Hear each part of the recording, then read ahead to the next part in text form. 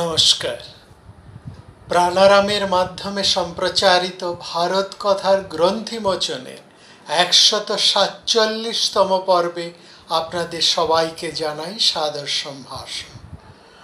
মহামতি অনন্তলালের অসীম অনুগ্রহে আমরা প্রতিদিন শুনে চলেছি ভারত কথা। গত পর্বে ভারত কথায় আমরা একটি প্রক্ষিপ্ত শ্লোকের কথা উল্লেখ করেছিলাম, যা উচ্চারিত হয়েছে দুর্যোধনের মুখে।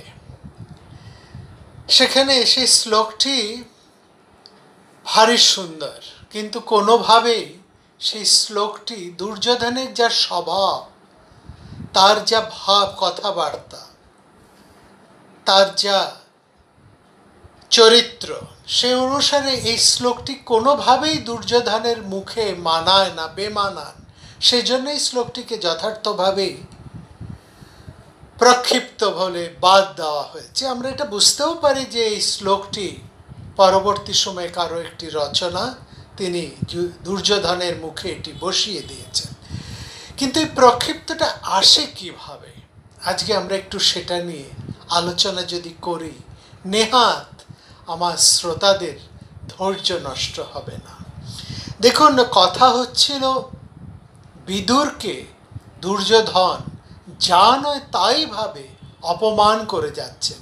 অপমান করছে তার জন্মজাত জাত তুলে, অপমান করছে তাকে অসম্মান করে। যে অসম্মান করার সাহস হস্তিনাপুর সভায় কেউ কোনোদিন ভাবতেই পারে না। দুর্যোধনের কতটা অধোগতি হয়েছে, কতটা বেপরোয়া দুর্যোধন হয়েছে, কতটা দুর্যোধন দুর্মতি হয়ে উঠেছেন, কতটা মন্দবুদ্ধি হয়ে চলেছেন, যে তিনি মহাপ্রাজ্ঞ ধর্মনিষ্ঠ বিদুরকে সবার সামনে উন্মুক্ত সভায় এমনভাবে তিরস্কার করে কথা বলে যাচ্ছে। সেখানে বলতে বলছে, বিদুর, তুমি আমাদেরকে অবজ্ঞা করো না, তুমি আমাদেরকে যা নয় তা ভেবো না, তোমার মনের কি ভাব আমরা তা বুঝতে পেরেছি। বরং তুমি গিয়ে এখানে যারা কুরুবৃদ্ধ আছে তাদের পরামর্শ নাও, তাদের কাছ থেকে তুমি শেখো তোমার কি করা উচিত। বলছেন যে তুমি নিজেকে কর্তা ভেবে আমাদের সঙ্গে যা খুশি নয় তা ব্যবহার করতে পারো না, আমাদের সম্পর্কে তুমি যা নয় তা বলতে পারো না। আমার যা হিত তা আমি তোমাকে কখনো আগ বাড়িয়ে জিজ্ঞেস করছি না, তুমিও আগ বাড়িয়ে এসে আমার হিতের কথা উচ্চারণ করো না। করেই সেখানে একটি শ্লোক আছে মহাভারতে, দেখবেন এই শ্লোকটি রয়েছে সমস্ত মহাভারতে। এই শ্লোকটি রয়েছে, এক শাস্তা ন দ্বিতীয় অস্তি, শাস্তা গর্ভে শয়ানং পুরুষং শাস্তি ইয়ো বৈ, তেনানুশিষ্ট প্লবদাদিরম্ভ যথা নিযুক্তস্মি তথা ভবামি। এই শ্লোকটি রয়েছে। শ্লোকটি কি? এক শাস্তা ন দ্বিতীয় অস্তি, সংসারে একজন মাত্র শাসনকর্তা রয়েছেন, দ্বিতীয় আর কোনো শাসনকর্তা সংসারে নেই। গর্ভে শয়ান পুরুষং শাস্তি ইয়ো বৈ, যিনি গর্ভস্থ জীবকেও শাসন করে থাকেন, অর্থাৎ যে জীবের জন্ম হয়নি, যে শিশু এখনো মাতৃ জঠরে রয়েছেন, সেই শাসনকর্তা সেই গর্ভে অধিষ্ঠিত জীবকেও শাসন করে থাকেন। তেনানুশিষ্ট, তিনি আমাকে শাসন করছেন। প্লবদাদিরম্ভ যথা নিযুক্তস্মি তথা ভবামি, সুতরাং তিনি আমাকে যেভাবে নিযুক্ত করছেন, আমি সেভাবেই উচ্চ স্থান হতে জলের ন্যায় আমি এগিয়ে চলেছি। আর জল যেমন উপরের থেকে নিচে গড়িয়ে চলে কারো অনুশাসনে, ঠিক তেমনভাবে আমি সেই শাসকের অনুশাসনেই আমি উপর থেকে নিচে বয়ে চলেছি। শ্লোকটিকে ভালো করে বোঝার চেষ্টা করুন। বলছেন একজন মাত্র শাসনকর্তা আছেন, দ্বিতীয় আর কোনো শাসনকর্তা নাই। একমেব দ্বিতীয়মের কথা এখানে বলা হচ্ছে। বলছেন তিনি সবাইকে শাসন করেন, এবং যে শিশুটির জন্ম হয়নি, যে প্রাণীর জন্ম হয়নি, যে এখনো মাতৃগর্ভে রয়েছে, এও তার শাসন, সেই মহান শাসকের শাসন দ্বারা বিধৃত। তিনি আমাকে শাসন করছেন, সুতরাং তিনি আমাকে যেভাবে নিযুক্ত করেছেন আমি সেভাবেই উচ্চ স্থান হতে জলের ন্যায় বেগে চলি। জলের ধর্ম উঁচু থেকে নিচে বয়ে চলা। দুর্যোধনও নিচুতেই বয়ে চলেছেন, উপর থেকে নিচুতে বয়ে চলেছেন। আমাদের পতঞ্জলি কথায় আছে, আমাদের জীবনের ধারার, জীবনটাকে একটা নদীর সাথে তুলনা করেছেন। বলছে বহতে পাপায় চ বহতে কল্যাণায় চ। দুটি ধারা, একটি ধারা ঊর্ধ্বগামী যা মানুষকে কল্যাণের দিকে নিয়ে যায়, আরেকটি নিম্নগামী ধারা তা পাপের দিকে নিয়ে যায়। সেটিকেই লক্ষ্য করে দুর্যোধন বলছেন আমি পাপের ধারাতেই যাচ্ছি, আমার ধারা নিম্নগামী, কোনো সন্দেহ নেই। আমি জল যেমন উচ্চ স্থান থেকে নিচের দিকে সবেগে বয়ে যায়, তেমনি আমি উঁচু স্থান থেকে ধর্ম হতে অধর্মেই আমি সবেগে বয়ে যাচ্ছি। কিন্তু মনে রেখো সেটা চলছি আমি সেই শাসকের ইচ্ছা অনুসারে। সুতরাং তোমার এখানে কথা বলার কোনো প্রয়োজন নেই। যা কিছু আমার নিম্নগতি, সেই গতি তারই ইচ্ছায় আমার এই নিম্নগতি হচ্ছে। যিনি সবাইকে শাসন করেন, যার ইচ্ছায় এই সংসার চলে, তার ইচ্ছাতেই আমি ঊর্ধ্ব হতে নিম্ন ধারায় বয়ে চলেছি। আমার মনে হয় প্রাদেশিক কোনো কবি এই শ্লোকটির সাথে আগের পর্বে যে শ্লোকটির কথা আমরা আলোচনা করেছি, জানামি ধর্মং ন চ মে প্রবৃত্তি, জানাম অধর্মং ন চ মে নিবৃত্তি, তয়া হৃদি কেশ হৃদি স্থিতেন যথা নিযুক্তক্ষ্মি তথা করমি, যথা নিযুক্তক্ষ্মি তথা করমি। এই শ্লোকটির সাথেই তিনি যেন সাযুজ্য রেখে এই শ্লোকটিকে তৈরি করে দিয়েছিলেন। যাই হোক, এটি কি মহাভারতে প্রক্ষিপ্ত হয়েছে। প্রক্ষিপ্ত হলেও শ্লোকটি এত সুন্দর বলে আমরা গত পর্বে তা আলোচনা করেছি, এবং এই পর্বে আমরা দেখালাম যে এই প্রক্ষিপ্ত শ্লোকটি কিভাবে তৈরি হয়েছিল। মহাভারতে যে শ্লোকটি আছে, অর্থাৎ এক সন্তান দ্বিতীয়স্ত অস্তি, যার আলোচনা আমরা একটু আগেই করলাম, তার সঙ্গে সাযুজ্য রেখেই এই শ্লোকটি, এই প্রক্ষিপ্ত শ্লোকটি তৈরি করেছিলেন কোনো প্রাদেশিক কবি। যাই হোক, তিনি যেন বলছেন আমি আত্মনির্দেশেই, দুর্যোধন বলছে আমি আত্মনির্দেশেই এই কাজ করছি বলেই বলছেন নিয়ম আছে শত্রুর পক্ষপাতী কোনো মানুষকে সংসারে ঠাঁই দিতে নেই। यो बलादु सनिस्त्य सहमित्रं तेन बिन्दति मित्रमनुवृत्तन्ते समश्वेत पंडित। যে বলছে যে যেমনভাবে শত্রুপক্ষীয় কোনো মানুষকে সংসারে মোটেও স্থান দিতে নেই। যে মানুষ কাঠে আগুনকে আরও আগুন জ্বালিয়ে দেয় তাকে কখনো সংসারে রাখতে নেই। তোমার কোনো প্রয়োজন নেই আমাদের, তোমার যেখানে ইচ্ছে, তোমার মতন একজন অনিষ্টকারী মানুষ যেখানে ইচ্ছে তুমি চলে যেতে পারো। তুমি কেমন জানো, অসৎ স্ত্রী লোক যেমন হাজার বোঝালেও সে পরপুরুষকে ত্যাগ করে না, তেমনি তোমার মতন পরপক্ষপাতী মানুষকে বুঝিয়েও কোনো লাভ নেই। তুমি যার খাবে, যার পরবে, যার অনুগ্রহে থাকবে, সেই স্বামীর শাসনে তুমি থাকবে না। অতএব তোমার মতন অসতীকে ত্যাগ করাই ভালো। তোমার যেখানে ইচ্ছে তুমি সেখানে চলে যেতে পারো। স যত্রেচ্ছসি বিদুর তত্র গচ্ছ, তত্র গচ্ছ, স যত্রেচ্ছসি বিদুর, তোমার যেখানে ইচ্ছে তত্র গচ্ছ। সুস্বাস্থিতি হি অসতি স্ত্রী যাহাতে, অস্বস্তি স্ত্রীর মতন তুমি যেখানে খুশি সেখানে চলে যেতে পারো। এখানে স্বামী বলতে দুর্যোধন যেন নিজেকেই ভাবছেন আমারই খেয়ে আমারই পরে তুমি আমারই ক্ষতি করবে, তোমার এই কৌরব গৃহে কোনো স্থান হবে না, তুমি চলে যাও। বিদুর কিন্তু মহাপ্রাজ্ঞ, কুশলী, ধুরন্ধর রাজনীতিবিদ।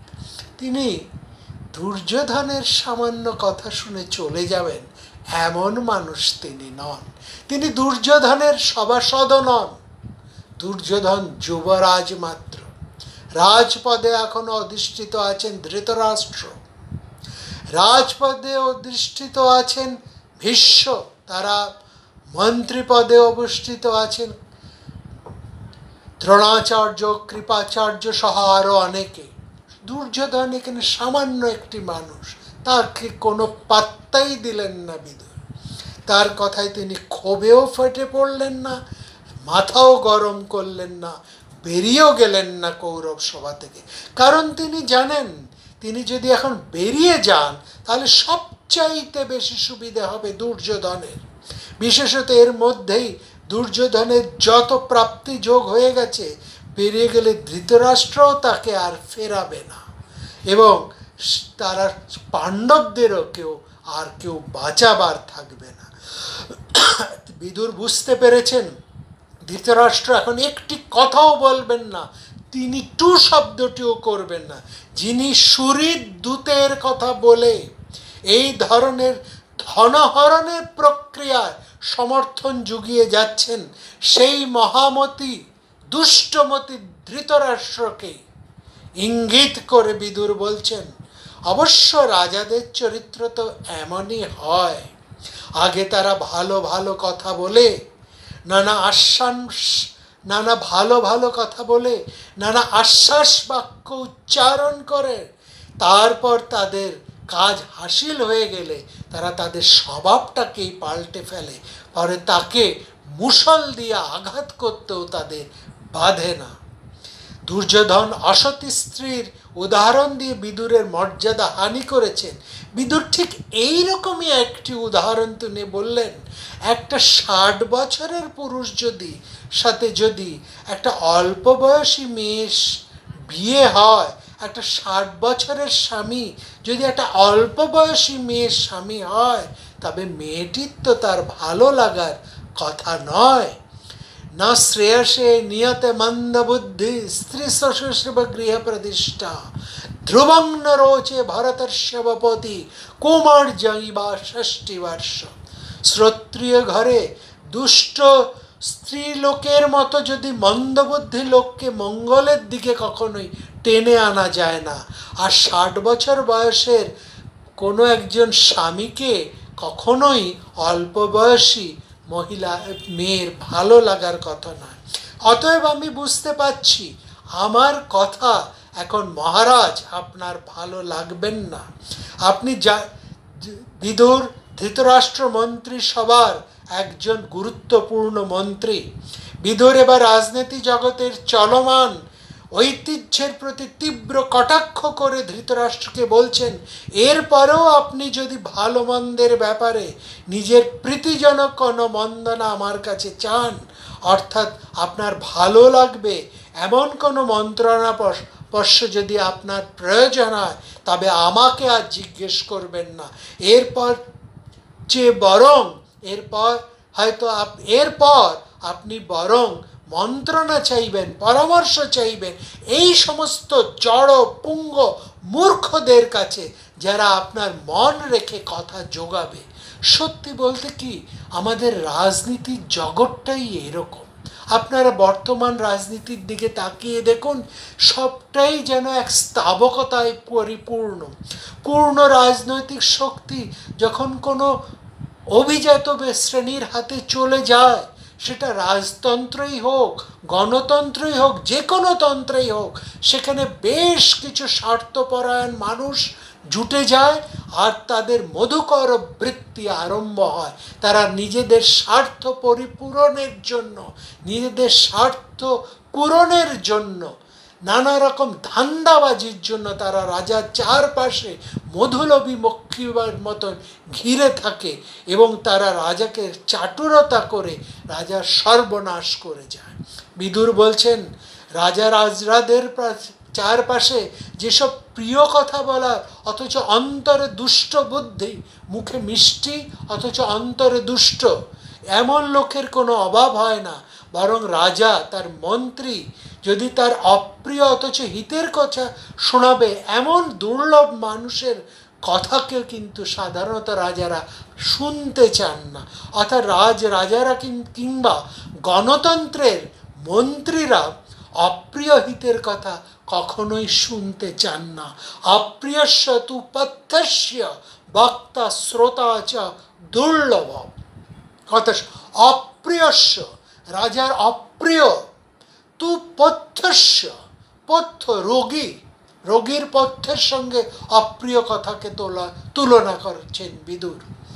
রোগী যেমন যার যত জ্বরে বিকারে সে এমন জিনিস খেতে চায়, এমন টক খেতে চায়, ঝাল খেতে চায়, যা তার সহ্য হবে না, যা তার শরীরের পক্ষে অহিতকর, তাই সে বারবার খেতে চায়।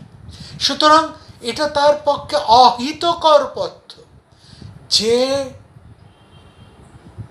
ভেষক, যে ডাক্তার, যে চিকিৎসক সৎ, সে রোগীকে কখনোই তার প্রিয় খাবার সে সময় দেবে না। সে তার মঙ্গলের জন্য তাকে অপ্রিয় পথ্যই খাওয়াবে, অপ্রিয় কথাই বলবেন একজন বুদ্ধিমান হিতকর আমত্ত বা মন্ত্রী। সুতরাং এই ধরনের অপ্রীতিকর অথচ হিতকর কথা বলার মানুষ সংসারে চিরকালই দুর্লভ।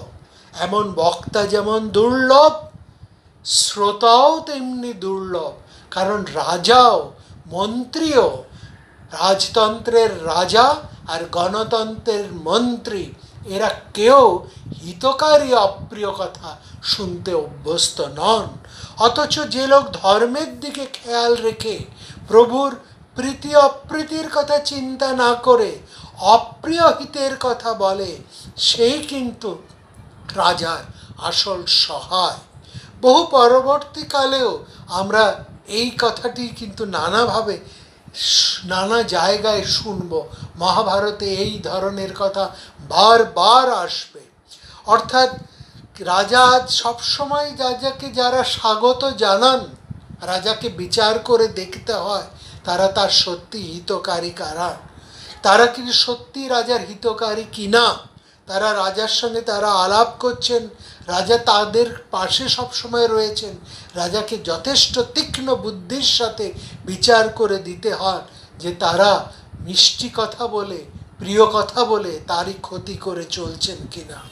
সারবর্তা তম অভিনন্দন্তি তম আলাপন্তি তৎপার্শ্বে কুর্বন্তি তেন সহ সুখম অবতিষ্ঠন্তে। চারপাশে তারা ভালো ভালো কথা বলছেন, রাজার প্রিয়কর কথা বলছেন, তাকে স্তাবক অবিরাম হাত জোড় করে স্তাবকতা করে চলেছেন। এই আত্মদর্শনে যে সুখ, সে সুখের পরিণাম কিন্তু অসুখ এবং ভয়ঙ্কর। এইরকম মুগ্ধ বুদ্ধি রাজা অপ্রিয় হিতের কথা শুনবে কি করে? বিধুর আরেকটা সত্য বড় গভীরভাবে বুঝেছিলেন যে রাজনৈতিক বড় মানুষ যদি ভেবেচিন্তে চরম অদূরদর্শিতাতেও কোনো সিদ্ধান্ত নিয়ে ফেলেন, পরে ভুল বুঝলেও তিনি সেখান থেকে সরে আসতে পারেন না, বলতে পারেন না আমার ভুল হয়েছে, আমি সিদ্ধান্ত পাল্টাতে চাই, আমি যে সিদ্ধান্ত নিয়েছি এটা সঠিক নয়, আমার তখন বিচারে ভুল হয়েছিল, আমি সেটা বুঝতে পেরেছি, এখন আমি আমার সিদ্ধান্ত পরিবর্তন করতে চাই। আসলে রাজাদের একটা ইগো থাকে, মন্ত্রীদের একটা ইগো থাকে। তারা ভুল হলে তারা সেই ভুলটা বুঝেও শুধরোতে পারেন না ওই ইগোর জন্য। আসলে ভুল শুধরে নেওয়ার মধ্যে যে মহত্ব, সেই মহত্ব কিন্তু সাধারণ রাজার মধ্যে কাজ করে না। ধৃতরাষ্ট্রকে তিনি বলছেন, আমি জানি রাজা অন্যকে অনুনয় করতে খারাপ লাগে, বিষাদ লাগে, গ্লানিবোধ হয়, মনে হয় যেন রাজার রাজমর্যাদাই নষ্ট হয়ে গেল। তাতে নিজের উপরে রাগ হয়, বিরক্তি হয়। তবু আমি বলছি, যে রাজা তার ভুল শুধরে নিতে পারেন, তিনি কিন্তু সঠিক, তিনি কিন্তু শ্রেষ্ঠ রাজা। তাই বলছিলাম মহারাজ, পাশা খেলার পূর্ব সিদ্ধান্তে আপনার বিচারে যে ভুল ছিল, সেই ভুলটি আপনি শুধরে ফেলুন। সে অনুনয় করুন পাণ্ডবদের, নিবৃত্ত করুন এই পাশা খেলা থেকে। সতাং পেয়ং না বিপত্ত সন্তং মন্নু মহারাজ পিব প্রশ্যাম।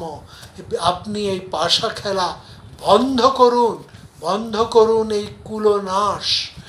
বলছেন এখানে অপ্রিয়স্য তু পথ্যস্য বক্তা শ্রোতা চ দুর্লভ। অপ্রিয় বক্তা শ্রোতা যেমন দুর্লভ, তেমনি মহারাজ সেরকম রাজাও সংসারে দুর্লভ, যে নিজের ভুলটাকে শোধন করে নিতে পারেন। অতএব হে মহারাজ, আপনি নিজের ভবিষ্যতের কথা চিন্তা করে, সমগ্র কুরু বংশের কথা চিন্তা করে এই আপনার সিদ্ধান্ত, পূর্ব সিদ্ধান্তটি আপনি বদলে নিন। আপনি এই পাশা খেলা বন্ধ করুন। এখানে বলছে, মহাভারতের দুটি চমৎকার কথা বলেছে। বলছে আশি ভীষণ নেত্র ভীষণ কোপশূন্য তু পণ্ডিত। বলছেন মহারাজ, দুটো ধরনের অনুপনের অনুনয় করেও যদি বিষাদ, অপ্রীতি, গ্লানি, ক্রোধ আসে, তাও হজম করে আপনি এই কাজটি করুন। আমি অবনত হয়ে এই কথা বলছি, বুদ্ধিমান মানুষ আশিবিষ সর্পকে এবং নেত্রবিষ সর্পকে কখনো কুপিত করে না। এই কথা দুটোকে আমাদের একটু বুঝতে হবে। আশিবিষণ নেত্রবিষণ। আশিবিষণ মানে সাপ। আশিবিষ বলছে সাপকে কোনো মানুষ কখনো কপিত করে না। একটা সাপকে কেউ কখনো খেপিয়ে তোলে না। সাপ খেপে গেলে তাকে সে দংশন করে। আর নেত্রবিষ, যার দৃষ্টিতে আপনি ভস্ম হয়ে যেতে পারেন, কারো মনের মধ্যে এমন ক্রোধ আপনি সঞ্চার করবেন না। অর্থাৎ সাপের ক্রোধ যেমন সৃষ্টি করতে নেই, তেমন কোনো ধর্মত্তা মানুষেরও ক্রোধ সৃষ্টি করতে নেই। সাপের বিষ, সাপের ক্রোধ সৃষ্টি করলে সেই সাপ যেমন বিষ দিয়ে সেই মানুষকে শেষ করে ফেলে, তেমনি কোনো ধর্মাত্মা মানুষের যদি আপনি ক্রোধ সৃষ্টি করেন, সে দৃষ্টি মাত্রেই আপনাকে ভস্ম করে দেবে। এই পাণ্ডবেরা এখন বিপর্যস্ত হয়ে আছে, কিন্তু তাদের মধ্যে যখন ক্রোধ জন্মাবে, তখন সমস্ত পাণ্ডবদের একত্রিত ক্রোধ দৃষ্টি এই কুরু বংশকে মুহূর্তের মধ্যে শেষ করে দেবে। কিন্তু ধৃতরাষ্ট্র কোনো কথাই বললেন না। এত যে কথা বললেন বিদুর, এত যে বোঝালেন, তার থামানোর, কপট পাশা থামানোর উপায় একমাত্র ধৃতরাষ্ট্র করতেই পারতেন। দুর্যোধন যেভাবে জিতছিলেন, সেখানে যেভাবে পাপ মিশেছিল, তার কোনো প্রভাবই কিন্তু পড়ল না ধৃতরাষ্ট্রের ফলে। ফলে কি হলো? বিদুরের এত চিৎকার, চেঁচামেচি, এত বাধা, সমস্ত কিছু যেন জলে চলে গেল। এবার বলতে উঠলেন দুর্যোধন। তিনি থামিয়ে দিলেন বিদুরকে। সত্যি বিদুর সমগ্র কুরুরা সভার মধ্যে এমন একজন কাউকেও পেলেন না, যিনি বিদুরের সমর্থনে একটি কথাও বলতে এলেন। ফলত সুবিধা পেয়ে গেল শকুনি। তিনি আরম্ভ করলেন, আবার খেলা শুরু হলো, সেই পাপের খেলা। নমস্কার।